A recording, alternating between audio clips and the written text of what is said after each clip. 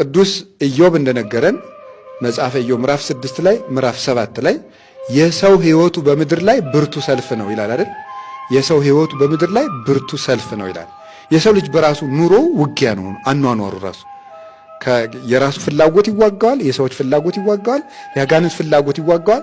ዓለም በራሷ በጠባይዋ ትዋጋዋለች። ስለዚህ የሰው ልጅ የራሱ አኗኗሩ ሰልፍ ነው አኗኗሩ።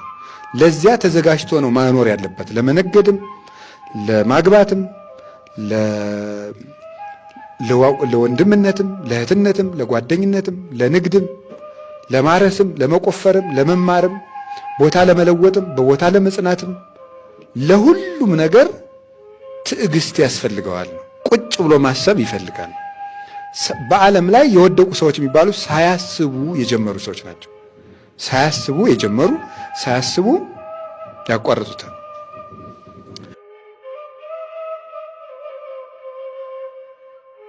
ለኛ ሰምታችኋል። በዚያ በመከራው ዘመን ሁሉ እንዴት እንደታገሰ ሰምታችኋል። ወሬክሙ ዘከመ ፈጸመ ሎቱ እግዚአብሔር፣ እግዚአብሔርም የመከራውን እና የትዕግስቱን ዋጋ እንዴት እንደፈጸመለት ታውቃላችሁ። እስመ ብዙ ምሕረቱ ለእግዚአብሔር፣ የእግዚአብሔር ቸርነቱ ብዙ ነው። ወመስተሳሂል ውእቱ እግዚአብሔር፣ እግዚአብሔርም ይቅርታው የበዛ አምላክ ነውና እንዴት ትዕግስቱን እንደፈጸመለት ታያላችሁ ብሎ አርአያ ሐሰ ለትዕግስተ ተጽናስክሙ ብክሙ ነቢያት፣ ለምትቀበሉት መከራ በትዕግስት ለምትቀበሉት መከራ ምሳሌ የሚሆኑ ነቢያት አሉላችሁ። በትዕግስት ለምትቀበሉት መከራ ምሳሌ የሚሆኑ ነቢያት አሉላችሁ ይላል ቅዱስ ያዕቆብ። ትዕግስት አላችሁ?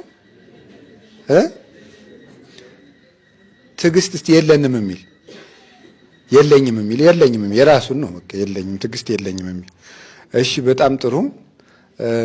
ትዕግስት ምን እንደሆነ ያልገባውሽ፣ ትዕግስት ምን እንደሆነ ያልገባው ምን ማለት እንደሆነ በደንብ አውጡ። ትዕግስት ምን እንደሆነ ያልገባው በደንብ አውጡ እንጂ እንዴ ካልገባችሁ እንደሌላችሁ በምን አወቃችሁ? እንዴ አንድ ሰው እኮ አለኝም የለኝም ማለት የሚችለው ሲያውቀው ነው ነገሩን። ካልገባችሁ ትዕግስት ምን እንደሆነ እንደሌላችሁ በምን አወቃችሁ? ይሄ እንትን ነው፣ ከባድ ነገር ነው። ስለዚህ ትዕግስት አላችሁ የላችሁም? እሺ አሁን ዛሬ እግዚአብሔር ቢረዳን ትዕግስት እንዲኖረን ነው። ቀላል ነገር አይደለችም፣ እውነት ለመናገር እንደሚያወጓት አይደለችም፣ ለእኔም ለእናንተም። በእግዚአብሔር ግን ቀላል ነው፣ ግን በራሷ ግን ከባድ ነው። እሺ ትዕግስት የሚባለው የመጀመሪያው ቸኮል ነው። ትዕግስት ማለት አለመቸኮል ነው። አለመቸኮል፣ ችኩል አለመሆን። አሁን ብዙ ጊዜ ትዕግስት የለሽ የሚባል ሰው ችኩል ሰው ነው። ችኩልነቱን በብዙ መንገድ ነው የምንገልጠው። የመጀመሪያው አሁን የምናየው በነቢያት ትዕግስት ውስጥ የምናየው ለምንፈልገው ነገር ራሱ ችኩል እንሆናለን ነው። ለምሳሌ ሰው እንዴት ይሆናል? ችኩል መሆን ማለት ነው ጥሩ ነገር ሊሆን ይችላል፣ ግን ቸኩሎ ነው የሚያደርገው እና ይበላሽበታል። ሳያስብ ስለሚያደርገው ወይ አይዘልቅበትም፣ ወይ አይጸናበትም፣ ወይ መልካም አደረግኩ ሲል ያበላሻል፣ ወይ ገደል ይገባል። ቸኩሎ በማድረጉ ማለት ነው። ትዕግስትና ዳተኝነት ግን የተለያዩ ናቸው። ዳተኝነት ጊዜን በአግባቡ አለመጠቀም፣ ትክክለኛ ነገር በትክክለኛው ሰዓት አለማድረግ ማለት ነው። ዳተኝነት ማለት በትክክለኛው ጊዜ ትክክለኛ ነገርን አለማድረግ፣ እሱ ዳተኝነት ይባላል። ይሄ እንዲያውም የሰይጣን አንዱ ፈተና ነው። ቅዱስ ጳውሎስ ሰይጣን አዘገየኝ ብሎ ተናግሯል አይደል? ሰይጣን አዘገየኝ ብሏል። እናንተን ላያችሁ እፈልግ ነበረ ለቆሮንቶስ ሰዎች ሲጽፍላቸው፣ ግን ሰይጣን አዘገየኝ ይላል። ማዘግየት የማን ስራ ነው? አንዱ የዲያብሎስ ስራ ነው። ልንጸልይ እየፈለግን እንዳንጸልይ፣ ልንሰግድ እየፈለግን እንዳንሰግድ፣ ልንታረቅ እየፈለግን እንዳንታረቅ፣ መልካም ነገሮችን ነገ የሚያስብል እሱ ሰይጣን እንጂ መንፈስ ቅዱስ አይደለም። መልካም ነገሮች ዛሬ ናቸው። ምክንያቱም እግዚአብሔር ምን ብሎናል?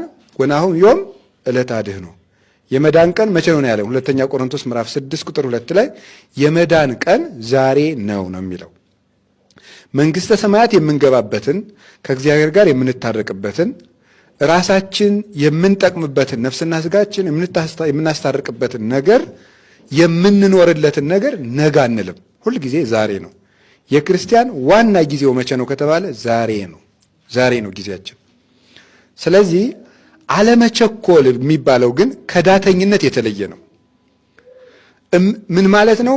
አለመቸኮል ወይም መታገስ ማለት አስቦ ማድረግ ማለት ነው።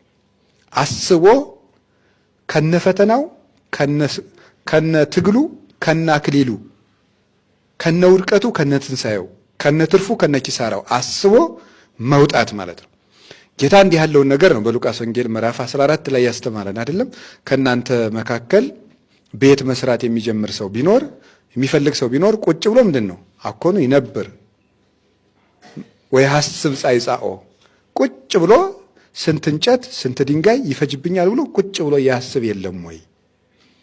ቤቱን ግን ሳያስብ መስራት ቢጀምር ከዚያ በኋላ ቤቱን ሰርቶ መጨረስ ቢያቅተው ያንን የተጀመረ ቤት እያዩ ሰዎች ይስቁበታል።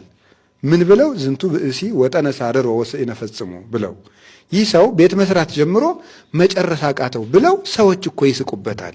ስለዚህ ከናንተ መካከል ቤት መስራት የሚፈልግ ሰው አስቦ ይጀምር ማለት ይሄ ነው። ትዕግስት የሚባለው እሱ ነው። ትዕግስት ምን የሚባለው? ላስብበት ብሎ ወር መተኛት አይደለም። ወር ላስብበት ብሎ ወር መተኛት አይደለም። ለመስነፍ ትዕግስት አይባልም። እሱ ዳተኝነትና መዘጌት ነው የሚባለው። ብዙ ጊዜ መዘጌትና ትዕግስት ይምታታብናል። ቆይ ላስብበት፣ ተረጋግቼ ላስብበት ብዬ ነው የምንለው። መዘጌታችን ነው እኛ እና ዳተኝነታችን ወደ ኋላ መቅረታችን ሰይጣን ያዘገየንን ነው። ግን እያሰብንበት ብልሆች እንድንመስለን ያደርገናል። ግን በትክክለኛው ጊዜ ተጠቅሞ ማሰብ ትዕግስት ማለት እሱ ነው። አለመቸኮል ማለት ነው። ከናንተ መካከል ጦርነት መግጠም የሚፈልግ ሰው ቢኖር ይላል አይደል? ሉቃስ ወንጌል ምዕራፍ 14 ላይ የአንድ ሀገር ንጉሥ ወደ አንድ ሀገር ንጉሥ በጦርነት እንገጥማለን ብሎ ቢልክበት አለ ቁጭ ብሎ የእሱ ሰራዊት ይሄን ያህል ነው፣ የእኔ ደግሞ ይሄን ያህል ነው፣ ላሸንፈው እችላለሁ አልችልም ብሎ ቁጭ ብሎ ማሰብ የለበትም ወይ አለ ጌታ። አላሸንፍም ብሎ ካሰበ ምን ያደርጋል? ሽማግሌ ልኮ ይታረቃል። ሳያስብ ግን ጦርነቱን ቢጀምር የዛኛው ሰራዊት እጥፍ ነውና ይሸንፋል አለ። ስለዚህ አስባችሁ ጀምሩት ነው። ጦርነት ያለው ምንድን ነው? ቅዱስ ኢዮብ እንደነገረን መጽሐፈ ኢዮብ ምዕራፍ 6 ላይ ምዕራፍ 7 ላይ የሰው ሕይወቱ በምድር ላይ ብርቱ ሰልፍ ነው ይላል አይደል? የሰው ሕይወቱ በምድር ላይ ብርቱ ሰልፍ ነው ይላል። የሰው ልጅ በራሱ ኑሮ ውጊያ ነው። አኗኗሩ ራሱ የራሱ ፍላጎት ይዋጋዋል፣ የሰዎች ፍላጎት ይዋጋዋል፣ የአጋንንት ፍላጎት ይዋጋዋል። ዓለም በራሷ በጠባይዋ ትዋጋዋለች። ስለዚህ የሰው ልጅ የራሱ አኗኗሩ ሰልፍ ነው አኗኗሩ። ለዚያ ተዘጋጅቶ ነው ማኖር ያለበት። ለመነገድም፣ ለማግባትም፣